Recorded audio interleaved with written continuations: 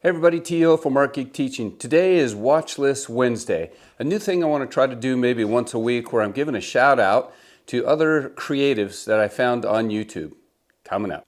Okay, as I sit down to start editing this, I really didn't think this through. Not sure if this is actually going to work.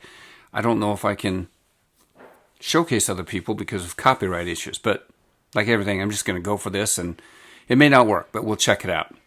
All right, so the first thing, or first YouTube channel that I want to talk about on the first Watchlist Wednesday is a channel I found of a guy playing pipe drums.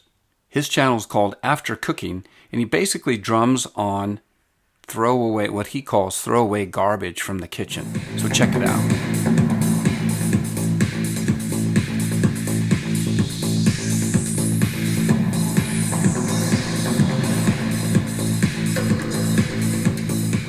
Okay, I'm not a really big techno fan, but I do love anything percussion, especially like pipes, Blue Man, Stomp, all those things are winners with me.